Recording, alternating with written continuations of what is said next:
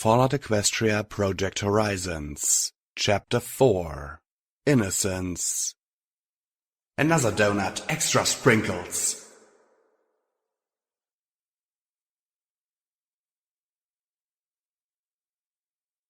Stable Overmare's Log 11, number 231. There's a threat to my stable and my ponies. A threat within that must be dealt with. Numerous problems plague the stable, and I am certain of the cause. Her name is Rivets. When I assumed the Overmare position as per my right, she resisted me from the very beginning, patronizing, insulting, countermanding, and fighting me at every turn. I am the Overmare. Stabletech created my position, gave me authority, but she believes the stable is hers. Worse, she has a significant following among the security ponies. The head of security herself dared countermand my arrest order. Oh, she claimed there was no law, but I am the law. Something will have to be done about the nag. I won't let her do it to me again. Ugh, I muttered as we walked through the constant drizzle. I'd hoped it would have stopped by now, but it seemed like this rain stuff was going to be going on for a while. You know, I knew that the Overmare was a neurotic little trotter, but I never realized she thought of herself as a princess as reborn.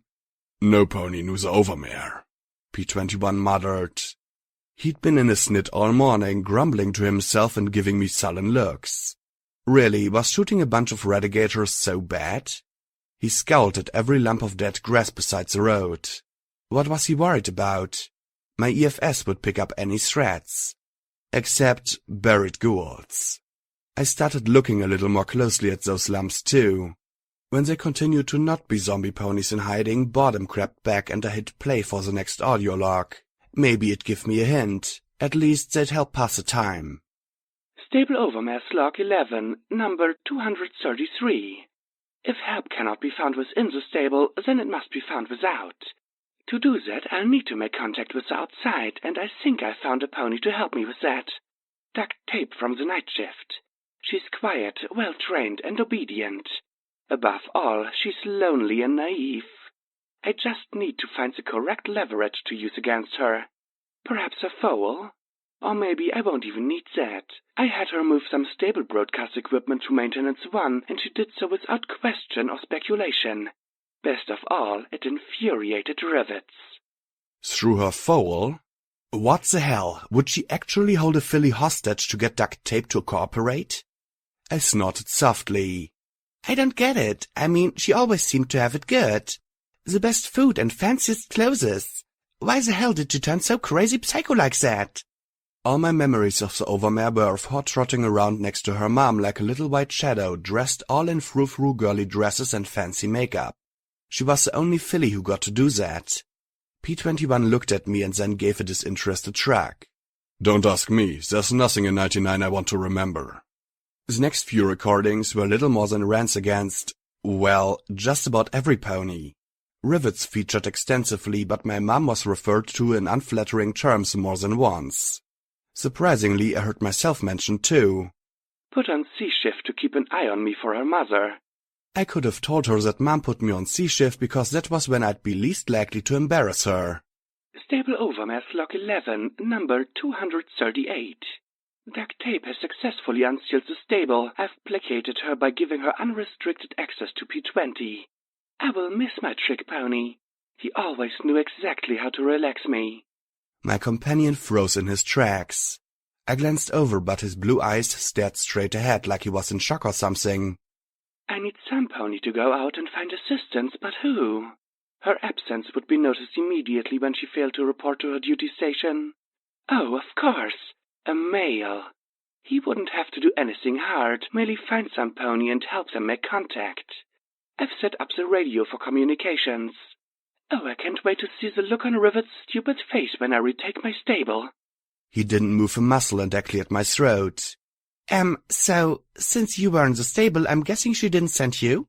He blinked, then scowled at my pipback. Hey, you're the one that copied the files, I said defensively. He huffed, glowering at the city barely visible far down the road. I reached out a hoof to nudge his flank. P21, are you okay?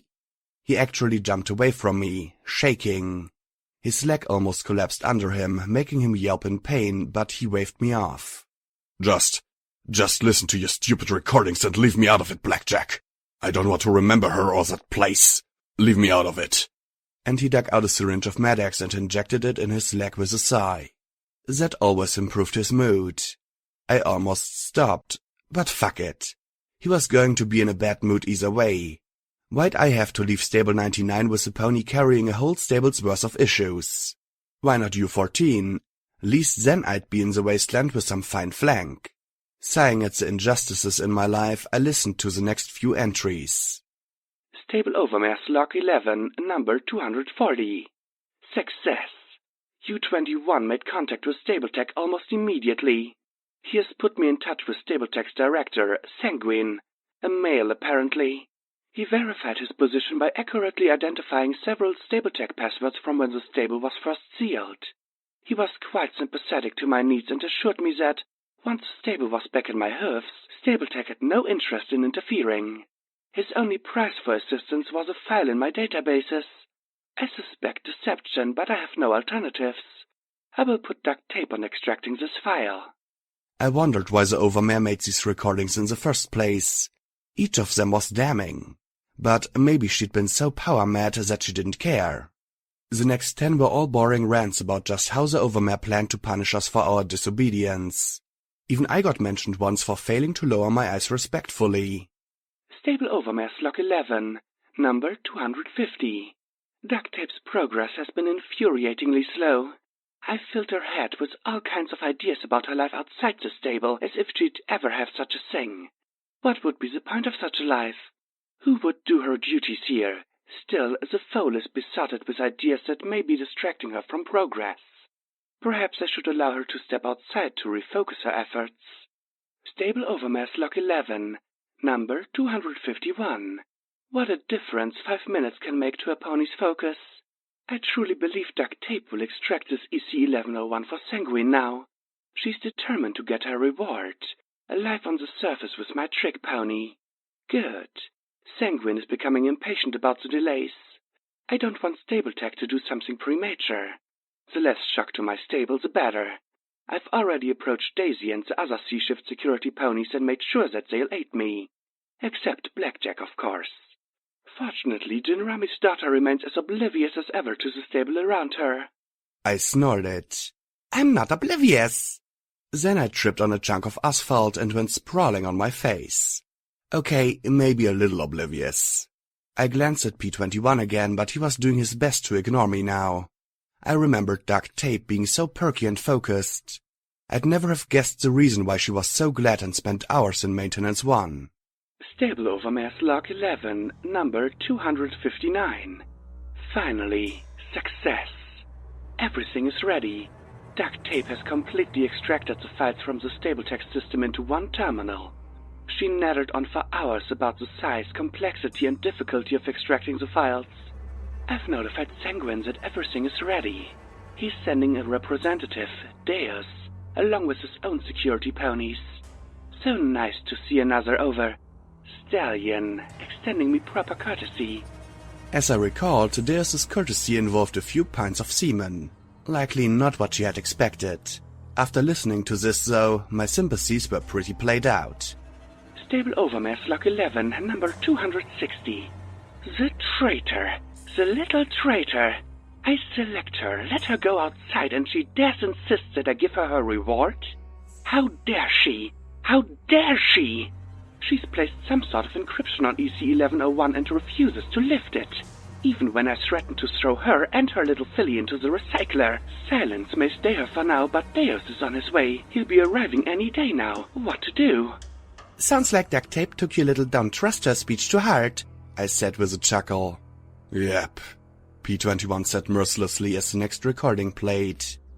Stable Overmare's log 11, number 261. Duct tape has been disposed of. The sabotage terminal worked far better than I anticipated. I had to finish her off with my own hoofs, but I doubt any pony will check the body. She'll be in the recycler by morning. I've now tasked the entire data management team of the stable with breaking the encryption. I have no time to waste. Deus is outside the stable. P21 sighed softly. And my advice cost her her life. I watched him, his odd mask-like expression. What was he thinking? Did you like her? He glanced at me with a cool look. She liked me. That was all that mattered. That's not what I mean. Goddesses, could I slog through an awkward conversation or what? He looked at me and sighed. She helped me. That's something only one other mare's done. So I'm thankful for that and sorry she died, but no, I didn't like her. Not like you're asking. The next few recordings became more and more hysterical. Screaming, crying and desperate rants. Half of them involved the overmare begging some pony not to hurt her. The other half about how killing her was the only thing she could do. Finally, the last log. My log, it's time. Sanguine can worry about the encryption himself. Blackjack is meeting with Rivets as I record this. I have no doubt that the coup is imminent. Deus has several dozen ponies ready, and now I must take back what is mine. If I don't act now, then I'm certain that tomorrow I'll not have a stable. I will not be the final overmare of Stable 99. This is my stable, and no pony shall ever hurt me here again. Not her, not any pony. Hurt her? Who hurts the overmare? She's the overmare. No pony could ever touch her. I sighed and shook my head. P21 walked pensively beside me, hanging his head a little. You're blaming yourself for duct tape? He looked at me sharply, then sighed. If I hadn't prompted her to act, I wonder if she might have survived the attack. From Deus and the others' actions, I don't think any of us were supposed to survive. I sighed as I closed the overmare's logs. I'd hoped that they'd, I don't know, give me some kind of hint about what I was supposed to do next. Well, that sure was worthless. Worthless? P21 sounded surprised. That told us a great deal. Huh? Well, it just confirmed to me that the overmare was crazy. What did all that tell you? P21 sighed. First, that the Sanguine was probably watching the stable before U21 left. You know how dangerous this place is. A lone stable unicorn wouldn't have lasted long. 2. Sanguine has some links to stable tech. The overmare confirmed that with his codes. 3rd, he clearly had a grasp of the overmare's psychology. I suspect we're looking for some pony who spent time in the stable themselves. 4th, he's got established contact with Reapers and Raiders. Deus might have been brutal, but he also showed restraint rather than charging through and killing everything. So we find and kill Sanguine and we win? Sweet, I love a simple plan. I said with a smile, hoping to get one in return. Even a little one? He gave me a flat look. Was he born with that face? Okay, so probably not simple. What about Deus? What if we find him? Did you forget those guns he's carrying? Not to mention that he might have another small army of Raiders and Reapers with him. I'm happy never seeing him again, P21 said firmly. I think our best bet is to try and find out what the heck EC1101 is. If we learn that, it might tell us who Sanguine is. Well, you're better at the thinking thing, I admitted. There was one other goal on my list, but I really didn't want to talk about it just yet. If I could, I'd make it a surprise. For the moment, we need guns, bullets, and caps. Yeah, but it's not like we're just going to happen across some place we can just... He trailed off as he saw my grin. His blue ears drooped. Red bars?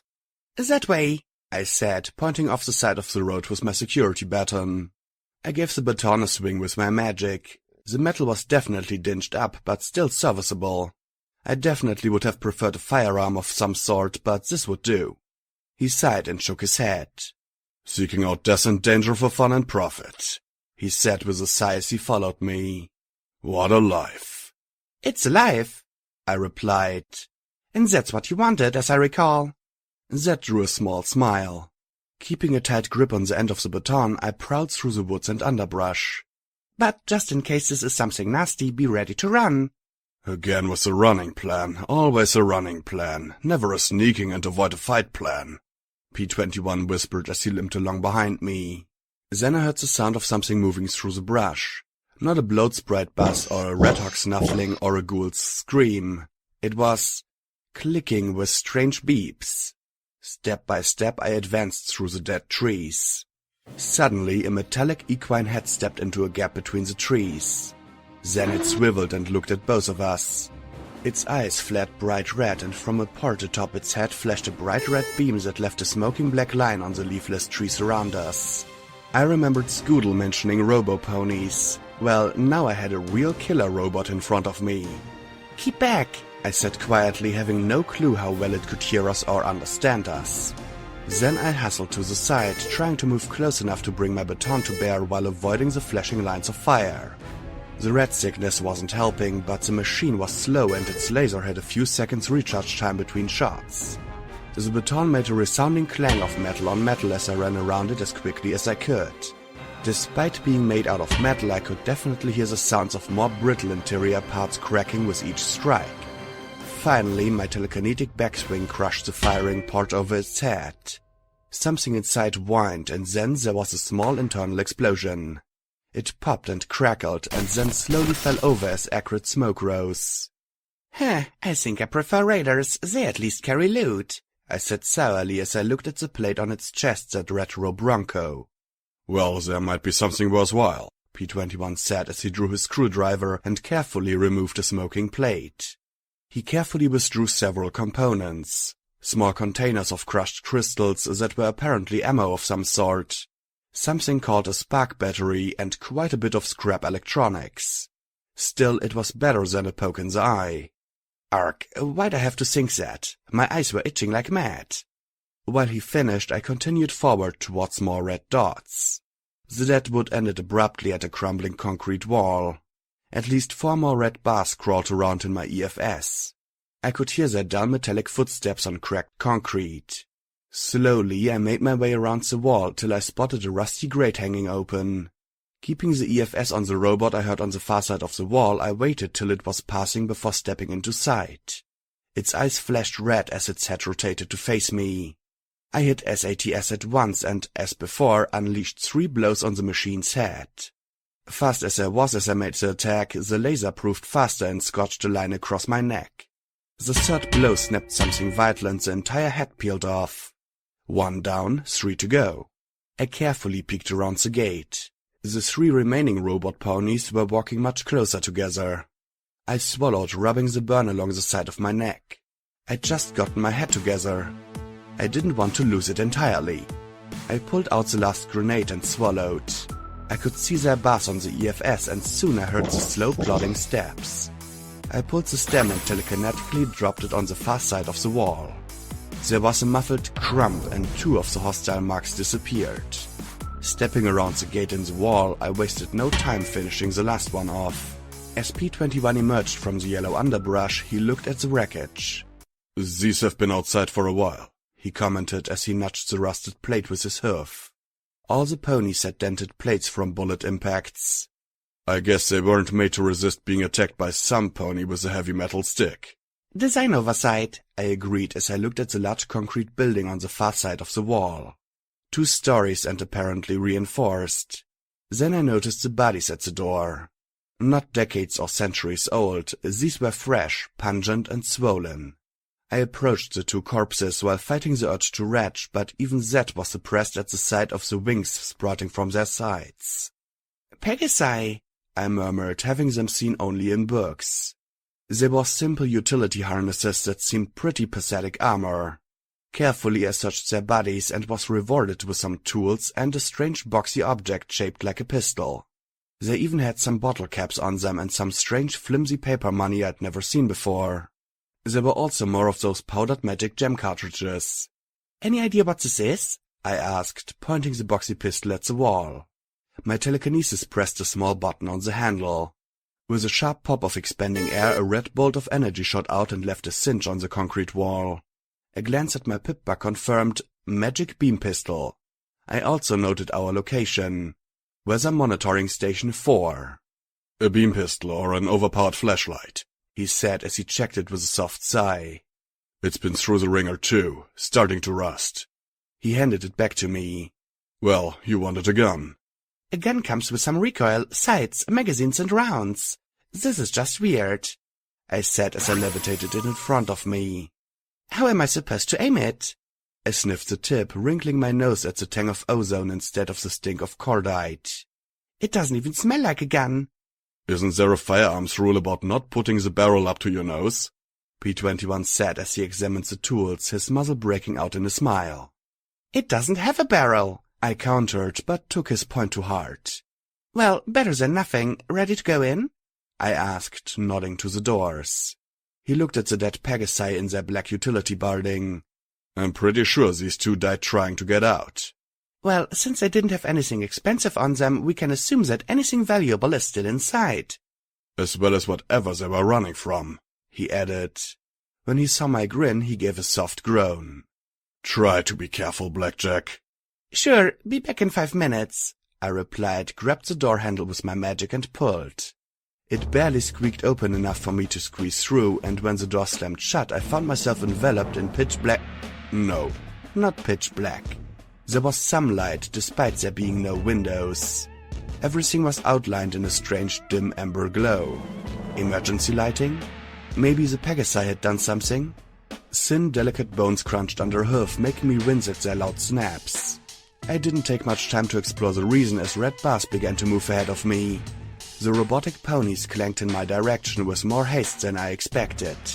Nothing for it, I'd have to use a strange energy weapon before they turned the hall into a shooting gallery. I ran towards the first one as it stepped into the hallway to close the distance as much as possible before jumping into SATS. Unlike the robots outside, these hadn't been softened up by time and previous attacks. I was amazed to get 4 shots programmed with the SATS and, while the blasts were definitely not as tightly placed as with a normal gun, my luck didn't seem to care what weapon I shot. A round went through the beam gun atop the robot and made the machine's head explode in a flash of sparks. As I came out of the accelerated state, another robot walked up behind the remains of the first one. I kept moving, not letting its head lock on as its weapon flashed back and forth across the hall. Blast after blast of my gun's crimson beam melted small glowing holes in the robot's chest. Finally, it too popped and went still, smoking with an acrid reek. A third was clanking closer from a nearby room. The little dial on the back of the pistol was hovering on E. I backed away, using my telekinesis to try and figure out how to reload the damn thing. Finally, I must have pressed something right as the rear of the boxy weapon opened and ejected a smoking cartridge. I levitated out a fresh cartridge of glittering crystals, slammed it into place and fumbled to get it closed up and zapping again. I'd been still for too long. The robot's red searing beam struck me in the chest, scorching my body and reminding me to move my ass. I zigzagged, my hoofs slipping and sliding on bones scattered across the hall, but I succeeded in getting closer and jumped into SATS a second time. 4 shots transformed the robot into a smoldering, ugly statue. Wincing, I took a healing potion to alleviate the burn on my chest. Damn thing hurt. I carefully watched the remaining red tags, but their wanderings were slow and predictable. Not coming to attack, I supposed.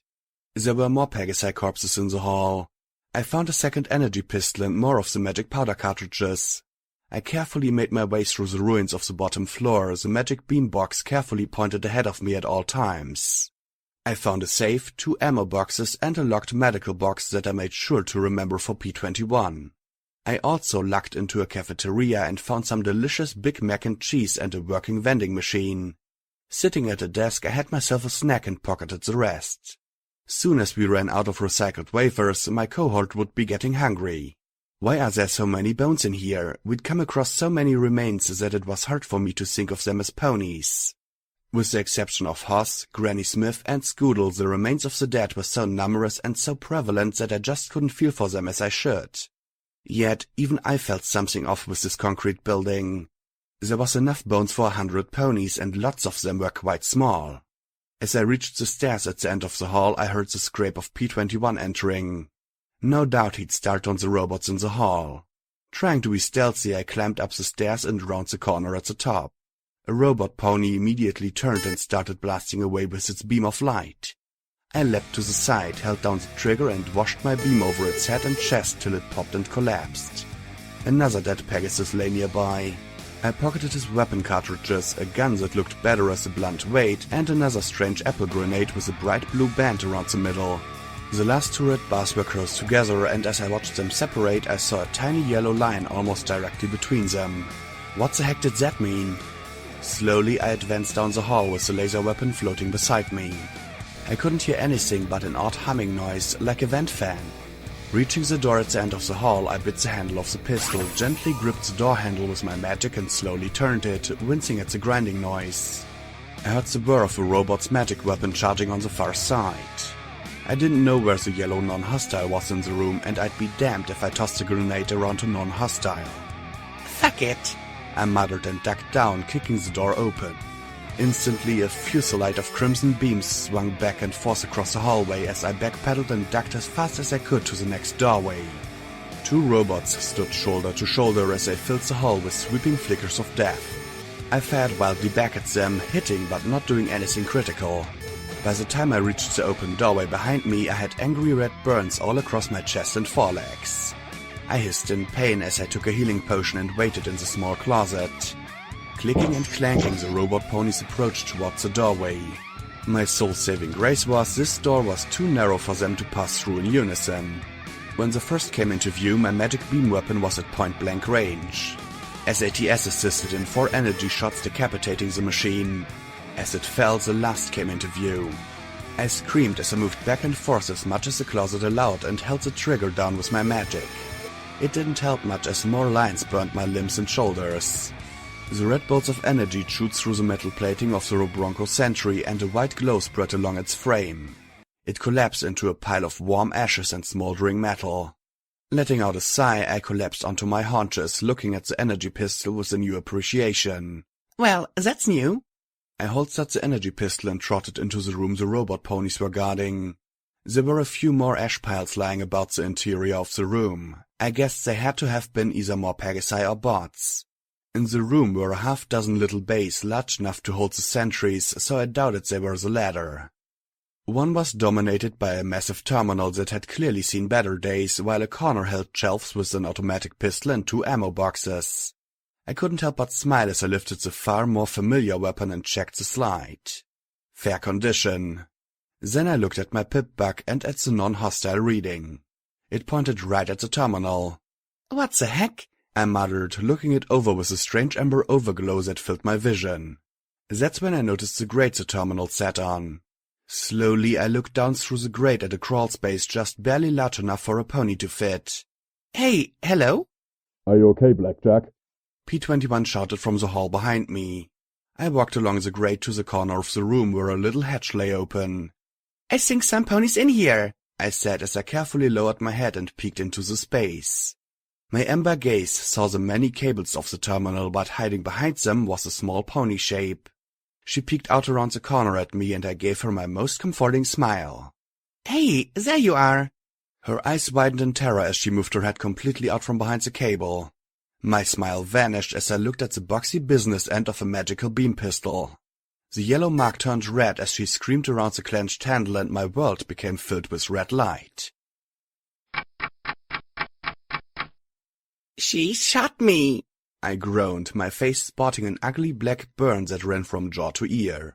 It looked like my luck was enough to preserve my eye. Was not getting shot in the first place was too much to ask? I looked at the Pegasus, scowling. You shot me in the face. I pointed at the burn, making her wince. My already messed up vision was even more out of whack as I waited for the healing potion to take away some of the pain and injury. What is it with people shooting me when my guard is down, huh? That's twice in 2 days. Blackjack, P-21 said softly. She was alone, starving, dehydrated. And to be honest, I probably would have done the same. Is this more of that I can't trust myself with guns around you? I asked as I sipped the sparkle cola. Given how much radiation I had sucked up recently, the trace amounts didn't worry me. There's a bathroom down the hall. Go look in the mirror, he said as he took out my last bottle of purified water and rolled it to the Pegasus curled up in the corner of the room next to the hatch. I don't know how P-21 got her to surrender her weapon, but she did. It was all she'd done since P-21 had patched me up. I walked down the dimly lit hallway and into the bathroom. Most of the mirror had been broken out, but there was enough left for me to see. What the fuck? Since when did my eyes fucking glow? Now that I was paying attention to the amber light, it wasn't the result of light slipping through boarded over windows or emergency lighting. The light came from my eye sockets as if I had a little pip-bug lamp glowing in the back of each. Well, fuck, I said lamely as I finished the bottle of lukewarm soda. After everything that had happened in the last 3 days, I think I'd finally reached the point of numb acceptance. My eyes were glowing. What could I do about it? I returned to the terminal room, looking at the Pegasus in the corner. Given that my eyes are glowing, I'd say shooting me was no harm, no foul. This time. I said as I looked at her while she sipped the water slowly. She looked pretty ragged. Her black coveralls were torn and stained with waste. She didn't look like a wastelander. In fact, she looked more rattled than the Crusaders. "I'm Blackjack, he's P21. She didn't say anything as she stared at me with blurry, bloodshot eyes. I glanced at P21 as he struggled with the locks on the cases he'd found downstairs before looking back at her. She didn't say a word. Even with my pip-bug lamp lit, my eyes must be glowing. "Look, I'm not going to hurt you. If you want to go, then go." I stood and carefully stepped aside. The silver-grey Pegasus slowly started to crawl for the exit as I walked to P21 on the far side of the room. I waved my hoof as if coaxing her to go if she really wanted to. I didn't envy her odds alone, but... She disappeared down the hall. I let out my held breath. Well, good luck, I silently wished. P21 glanced up at me and shook his head. "What, do you think I should have shot her or something?" "You spared that raider and got shot in the back," he said softly. "Yeah, and I tried to help her and got shot in the face. In my fucking face. Still not going to tie her up and keep her as a prisoner. She wants to go, then she should go." I rubbed the burn, feeling the magic healing the damage quickly. I tallied up how much I owed him just on healing potions he'd found stashed away or locked up. I looked at the massive terminal. "So, any clue what that thing is for?" "No idea," he said as I started on my last Sparkle Cola. Darn things were addictive. Enjoying the warm, carroty taste, I glanced back down the hall. Our Pegasus hadn't run far. I guessed she had probably encountered those Pegasi in the hallway. "It's on a security lockout." He glanced at the piles of ash and the robot recharge bay. "I guess they failed to enter the right password. That activated the sentries." And that meant there was no chance to hack the terminal without ending the lockout. "Great," I muttered as I spotted another Pegasus skeleton in the corner. It wasn't the species, though, that made me curious. It was the sight of the weathered recording cartridge under the bones. Carefully I levitated it and connected it to my pip-bug. "Maybe some pony happened to mention a security override," I said as I started the playback. The recording was clearly old, but I heard a dull chuckle. "Yeah, dude, Rainbow may be hot, but, you got no chance, man. Dude, isn't she like the spokesman from Air Riders? Yeah, I hear that. So you check out my score on the last basketball match with Monitor 1? Yeah, she kicked tail thanks to yours truly. Hey, what happened?" I suddenly could hear a noise with a deep reverberation and a sucking sound that transformed into a roar. The recording crackled and snapped with static and buzzing voices. Suddenly, a male spoke out in a tense, sick voice. "This is crazy. The hoof is fucking gone, man. It's fucking gone. There's green fire shit, everywhere. No pony knows what's going on. Fuck, man, game over." The recording broke off in a harsh crackle that made me wince. After some more static, the bug's voice returned. "I got a whole bunch of kids from the Fluttershy clinic south of here. We need ponies to fly them out. Get them to the Shadowbolt Tower, Thunderhead, somewhere. Come on, you fuckers. I know you can hear us. I got a transmitter and power. Fuck. Answer me, you fuckers." He screamed into the recorder, his voice breaking into a peal of static. When it returned, he was coughing. "Fuck. It's so quiet outside. I think the fucking radiation's getting in somehow. If anybody can hear this is Brony in Huffington Weather Monitoring 4. I contacted Thunderhead, but they haven't said shit to help.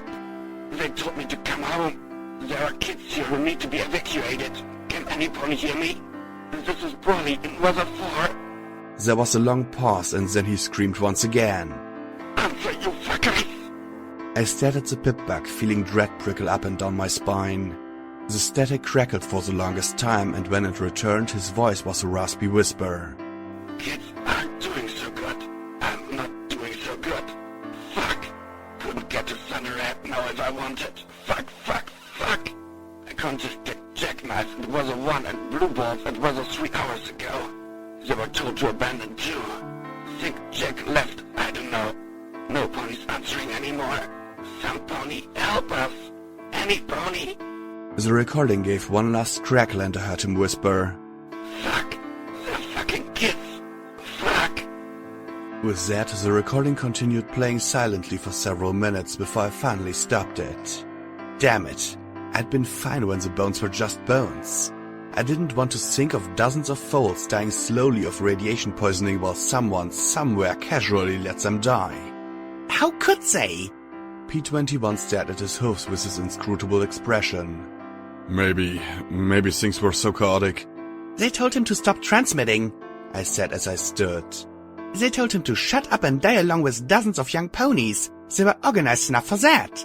I sighed, rubbing my stinging, itching, mutated eyes and feeling the tears start. Fuck, I'm going to have to dig another grave.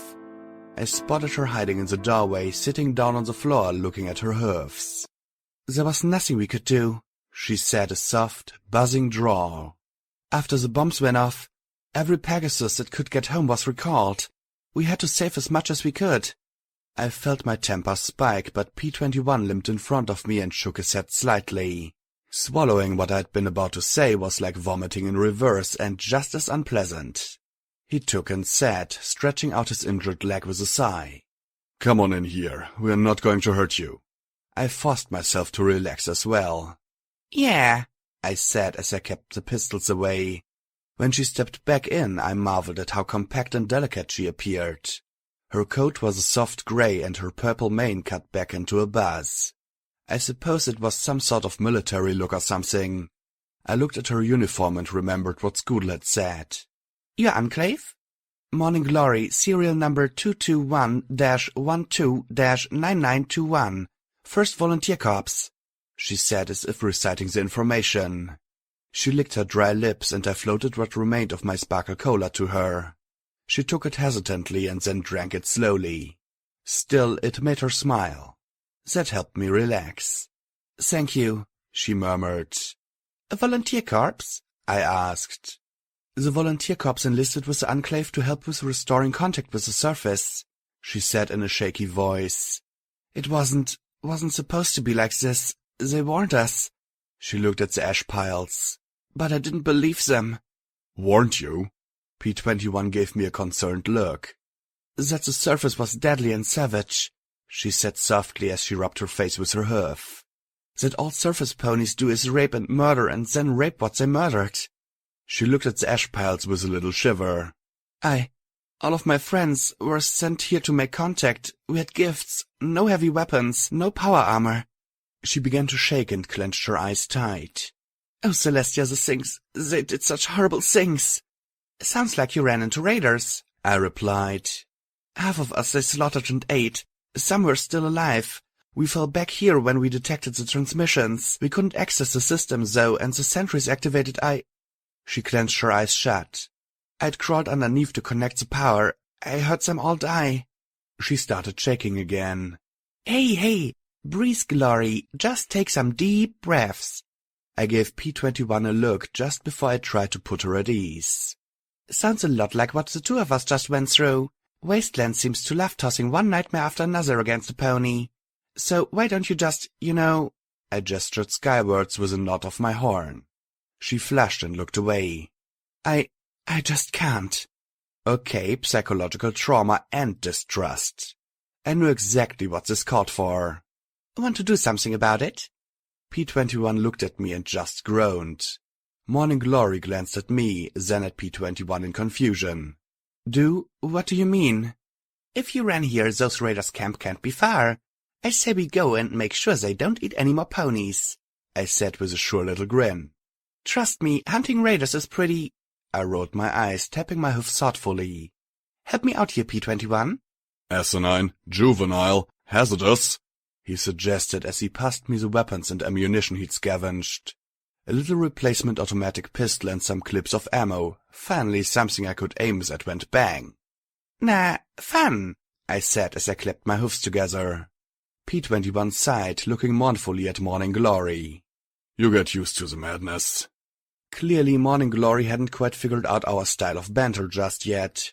You want to kill the ponies that killed my platoon for fun? I let out a long sigh. Actually, no. First, I don't want any pony caught by raiders if I can do something about it. Secondly, I don't like the idea of raiders having beam weapons taken off your comrades. Thirdly, there might be 5 young fillies in this area and I don't like the idea of getting them captured again. Fourthly, I need caps and ammunition and taking it from murdering scum sounds fine to me. I said as I listed them all off, rolling my eyes in thought. "Oh yeah, and it's fun. You'll find that out if you come with us." "Come with you?" she asked in complete shock. "Sure, your friends were attacked and killed. You've been trapped in a coffin under a terminal for a week. I'm pretty sure some part of you wants some payback." She just stared and shook her head. I grimaced. "Not even a little?" Another shake of her head. "A smidge?" I offered, holding my hoofs a millimeter apart. She finally gave me the ghost of a smile, but still shook her head. Great. I wagered I was the only pony in the wasteland who could attract pacifists. "Okay, well, you can stay here and we can come back for you. Come with us or else good luck." I'll come with you. I don't want to be alone," Morning Glory said wearily, clearly not trusting me. I levitated her beam pistol back over to her. Still looking uncertain, she took the weapon and slipped it into her holster. That put her a little more at ease. "Not to be nitpicky, but are all of you armed with, well—" I nodded to the dinged-up beam pistol. "Seems sorta poor quality." "Oh, no, the volunteer corps are issued surplus armor and armor separate from security and scouting forces." "Armor?" She counted that uniform as armor? My security barding was better armor than that. "May I see some of the others' beam pistols? I might be able to improve things," she asked wearily. I remembered what Scoodle had done with the rifles, so I put the 4 other beam pistols down and let her get to work. P-21 looked on in interest as she skillfully broke the weapons down and repaired the best of the lot. When she finished, it looked much more impressive. She didn't even have to slam the cartridge container closed. "Nice work. Do you normally fix stuff?" I was a student at the Thunderhead Academy." She flushed. "There were some protests, nothing serious. Just a lot of us wanting to come down. That's why the volunteer corps were established." And ripped to pieces by raiders. Convenient. Something about all of this stunk. "So, the Enclave came here to help the wasteland. They let volunteers like you come and help out. Then they give you old weapons and uniforms. Did they even train you on how to use them?" I had a 2-week training and survival course," she said defensively. "Right, and then they sent these volunteers on a peace mission to raiders? If that was incompetence, then they deserved a reward. I had a real bad feeling this wasn't incompetence. Did their scouts miss the severed heads and mutilated corpses? I glanced over at P-21, but he looked grim as well as he gave a little shake of his head. Morning Glory was young, traumatized, but still innocent. Maybe it was just paranoia, but suddenly I understood why Scoodle had been wary of the Enclave. "Well, your call," I said, gathering up Brawley's remains in a bag. Outside, I found a tree and cleared out a hole at its base with my horn. There wasn't room or time to do anything fancy, so I set the bag into the depression and covered it once again. I levitated out a pointed rock and scratched out Brawley and He Tried on the trunk. I spotted both of them looking at me oddly. P-21 looking approving and Morning Glory simply seemed confused. "So, coming with us?" I asked as I checked the automatic pistol and my ammunition. Morning Glory nodded and I looked to her beam pistol, floating several cartridges to her. "I know you might not like the idea of shooting raiders, but trust me, try. Especially if you see me shooting. Red it's dead, yellow be mellow." There was some irony in that the raiders were based out of a diner along the road from Withers. If I hadn't made that detour, we'd be facing much stiffer resistance. As we journeyed back towards the west, I let Glory take some pot shots at the bloat sprites. She could shoot when she worked up the nerve. I couldn't begin to guess how she aimed a weapon like that with no sights, but between a half-dozen bloat sprites and 1 red hawk I was pleasantly impressed. "So just how's the Enclave trying to help? I mean, I haven't seen signs of swooping Pegasi flying over and laying waste to every raider that pokes their head out," I said, glancing to the sky. Mistake. I staggered so hard I ran into Morning Glory and nearly knocked her over. "Sorry," I muttered, getting my gaze below horizon. "Well, we're trying to assist by providing food and clothing to the locals around the skyport. There's been diplomatic missions as well." Like her mission to get friendly with a bunch of raiders? What genius thought that up? "We also offer free medical assistance." That got my attention as I glanced back at P-21's limb. "Really? That's generous," I said. He was in such pain that he just grunted his agreement. "Unfortunately, there's many factions that appear to be quite hostile to Enclave activities. The Steel Rangers in particular have attacked us at the skyport. There's a lot of distrust I simply can't understand. Why won't ponies let us help? Morning Glory's frustration was clear. Personally, I wasn't opposed to the idea of helping folks who needed it, but there was something off with the Enclave's offer. I kept thinking back to the Overmath recording about this Sanguine giving her everything she wanted. Generosity didn't come cheap here. The Raiders were based out of a donut shop. A faded brown unicorn held a ring and the chipped lettering read Pony Joe's. How cute! They'd nailed body parts to the hoof and sprinkles. Artistic and grotesque.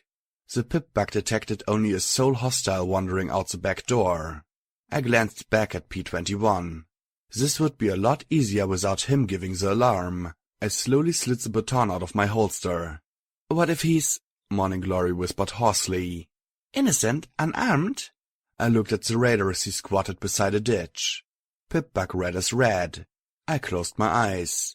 What was the difference between me and the Raiders besides that I seemed to have a little more discretion as per my Pip-bug? If I didn't have that convenient red bar, would I be as much a murderer as the Raiders? If he gives up, fine. I approached as quietly as I was able, baton floating beside me as the Raider let out a rather epic bowel movement. He'd probably have to kill it with a shovel afterwards. Fortunately, he'd brought one with a jagged blood-stained edge. The reek made me gag, but I closed the distance and was quite glad he finished. He muttered something sounding like a language of strung-together obscenities as I gripped the baton even tighter and poked him with a hoof. Hey! He froze and slowly turned to stare at me. One eye was a swollen, pus-dripping mass that couldn't close. The other pupil was so contracted I wondered if he was blind. He slowly grinned, revealing teeth sharpened to points as he started to giggle. Don't! I warned as his giggles grew louder and louder. Don't! I repeated through grit teeth, but it was too late. He jerked his head, grabbing the handle of the shovel. I had no choice as I brought the baton down on the back of his head with all the strength my horn could muster. A pulpy noise that oddly matched his bowels filled the air and his whole body jerked and fell flat next to his reeking pile of filth. I looked at Glory watching in horror and frowned at her. Happy? I asked as I pointed at his frozen maniacal grin with the baton. She looked away and P-21 gave me a look that read simply as, "Not fair, Blackjack." I didn't care. I didn't want to discuss the equinety of a pony so crazy they adopted radical new styles of dentistry to suit their dietary habits. Now I'm going in there. If I have to get out fast, I'd really appreciate if you could be ready to cover me. I didn't look to see if she'd nod or not. Hopefully P-21 would get through to her. She'd shoot me in the face, but didn't want to kill a Raider. Fuck, fuckity fuck, fuck, fuck. I carefully opened the back door to the diner. Old donut-making equipment stood coated in black and crimson sludge. The stench coming out of the door was so intense that I almost retched. Flies buzzed over every surface, and there was an industrial mixer with limbs sticking out. There seemed to be more than a few wings. Maggots thrived in great squirmy lumps that popped on the hoof as I moved in as carefully as I could. Their knot of raiders seemed to be concentrated in the dining area. "Squire, finish shitting and get in here, Scar!" a mare shrieked from the front. "I'm gonna make him eat it! Anyone wanna see him eat it?" Raucous laughter filled the air as one bard detached from the mass, coming towards the doorway. I looked left and right and then tried my best to squeeze into the fetid corner between the wall and mixer. I couldn't help but glance in and wish I hadn't. There was some kind of jelly in there. It was moving. When the mare walked past my hiding spot, I saw the floating beam pistol in front of her. Knowing how fast they shot and really sick of burns, I hit SATS at once and brought the metal curve of my baton across her throat. Any warning she was going to make died as the second swing smashed across her face, and I saw with disturbing clarity the orb of her eyes burst and spray vicious yellow jelly across her cheek. I couldn't stop if I wanted to, and I really didn't want to as the final swing finished caving in her eye socket. I grabbed her with my hoofs to keep her from falling and lowered her to the floor of the kitchen. The laughter from the far side had drowned out her collapse. I glanced at the beam gun, just like the ones at the monitoring station. I counted 4 more bars moving. I doubted I'd be lucky enough to catch another alone. P-21's message had dropped too. Time to finish it blackjack style. Coming around the corner, pistol raised, I wasted no time going into SATS and putting all 4 rounds into the nearest raider's skull. The 3rd round effectively turned his skull into chunks and I immediately backed away. Red blasts of light peppered the doorway as I waited. Sure enough, one came around wearing a welding helmet. The automatic roared along with me as each round scooped out great bloody hooffuls from his chest. After the 5th burst, he finally went down. A metal clang and clatter beside me was all the warning I needed. I dove back into the dining area and crouched low. The grenade's explosion made my eardrums throb and blew pieces out of the remaining mare's neck and head. She tried to draw a beam pistol, but my bullets bit into something ethereal and a bloody spray spewed out from her neck as she collapsed, twitching. Zed left. Oh fuck. This raider had something new. Over his raider armor he was wearing a harness that slung his weapons at his sides. Said weapons were 2 large, long, boxy things, bigger versions of beam pistols.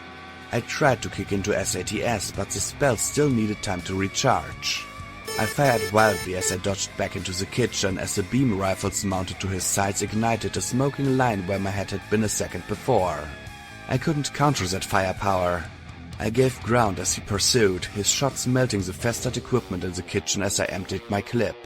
Still backing up, I ejected it and levitated a new one into the breach before diving out the back door.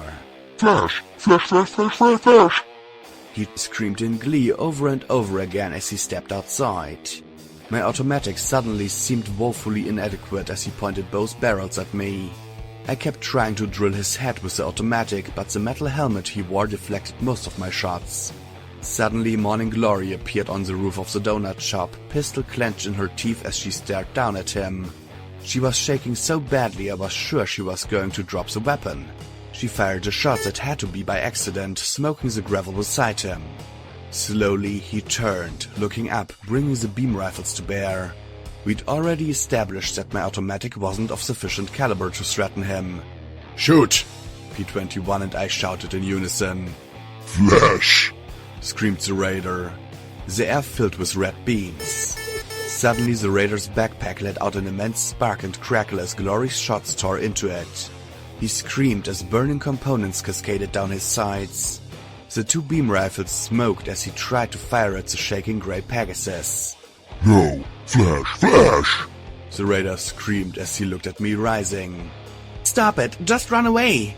Glory screamed down at him. The raider wasn't listening and bolted for the sharpened shovel. Damn it. I raised the gun again, trying to find some vulnerable place to drop him as he picked the shovel up in his jaws and began to swing it at me. I went through a second clip before the sharpened edge sliced across exactly opposite the burns that Glory had given me. Fuck. Was it too much to ask them to watch the face? I drank my last healing potion and went to reload. 2 bullets? 2 fucking bullets? Not good.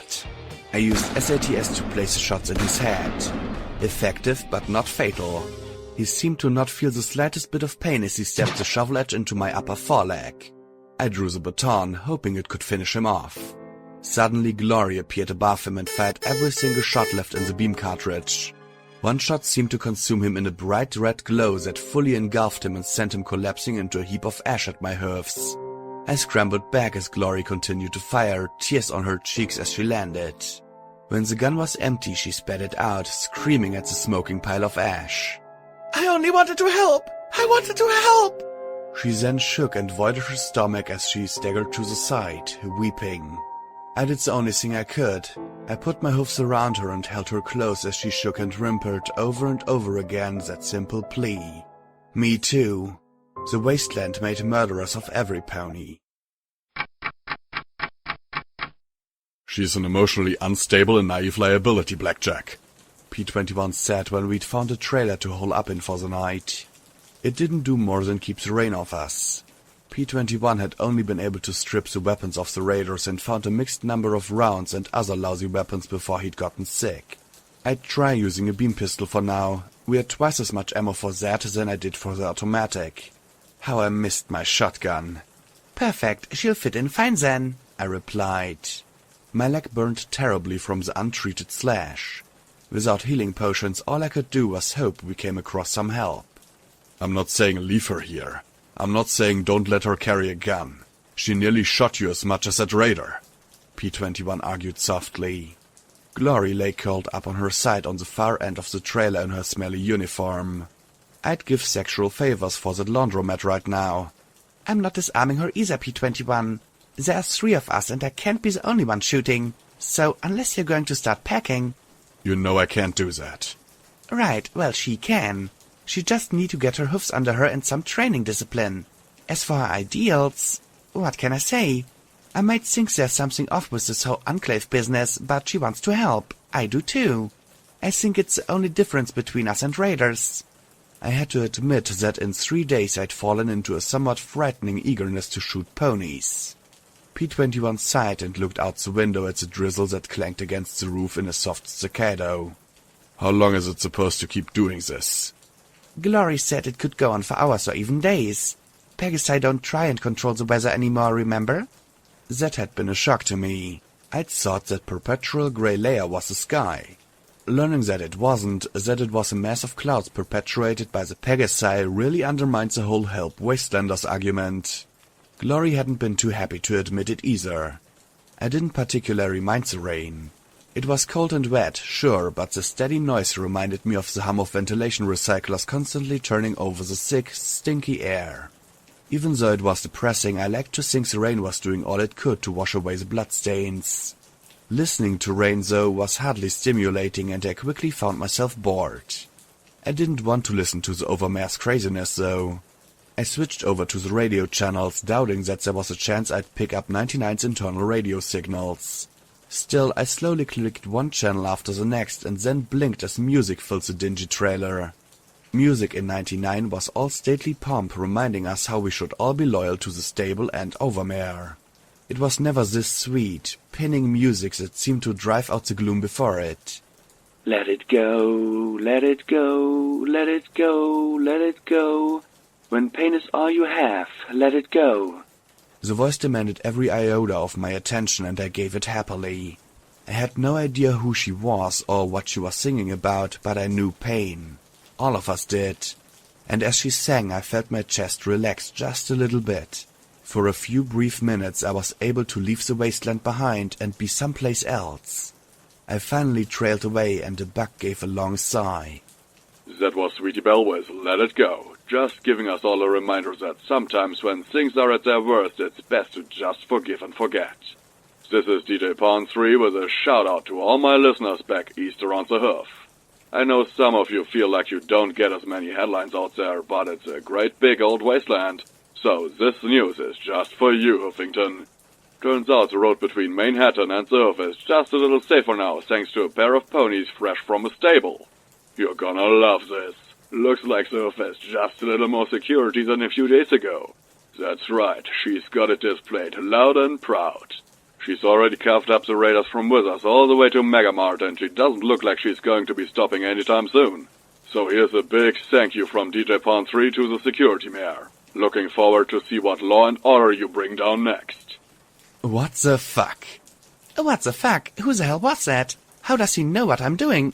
What? Suddenly I knew. Watcher. Watcher? P21 said with a little frown. It's gotta be.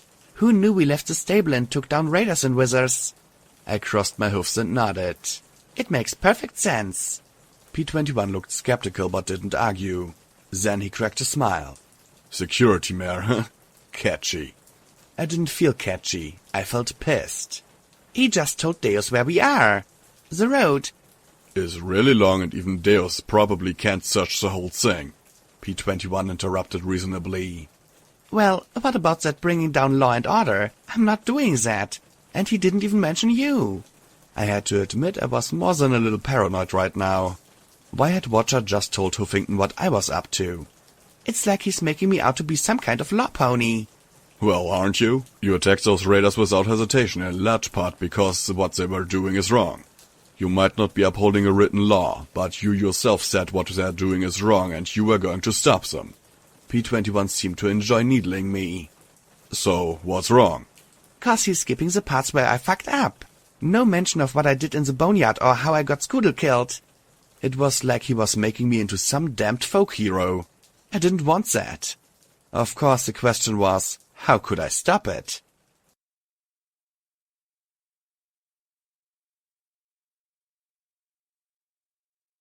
Footnote. Level up. New perk. Find of the night. Find your ice adept quickly to low light situations.